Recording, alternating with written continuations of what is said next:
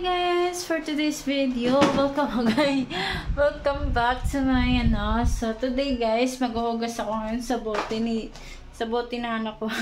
Yung mga niya guys. So maghuhugas tayo kasi para mamaya wala na akong isipin. So andun sa labas si Intoy, doon sa ate niya. So ayun, ang gagawin natin maghugas. So tapos ako nag-exercise guys. So kailangan ko talaga mag-exercise. Tingnan yung tummy ko.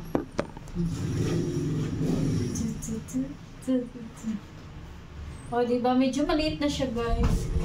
Push na exercise. Wala na lang siya.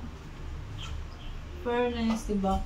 Hindi naman ako kailangan guys. Kailangan ko lang healthy. Gusto ko makasama si Bibi na habang buhay. So, kailangan ko healthy. And then, yung anak ko, masaya na ako makita yung healthy yung anak ko, guys. So, kailangan ko na maghugas. Hugas na ako maghugas. Basta mani. Basta.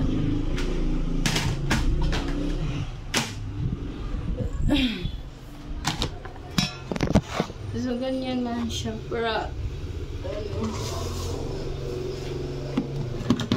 mamaya di ko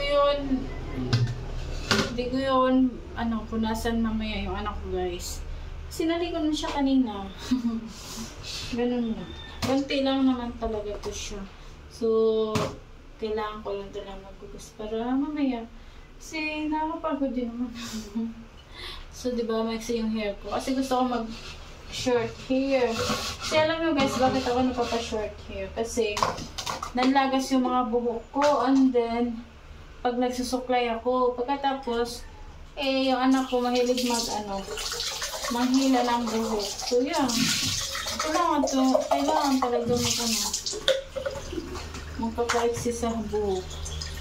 Ito lang naman talaga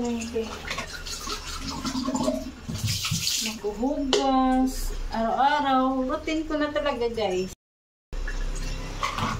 Routine ko na talaga maghuhugas araw-araw sa bote. Siyempre, may anak tayo. So, kailangan mag-inis. Para mainit ko na to. Bukas ko na siya tanggalin. Sterilize. Kunti na lang yung niya. Yung ba yun?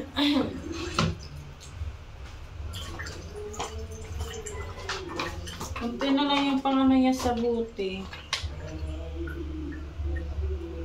So yun guys, meron na video okay dito. So yan.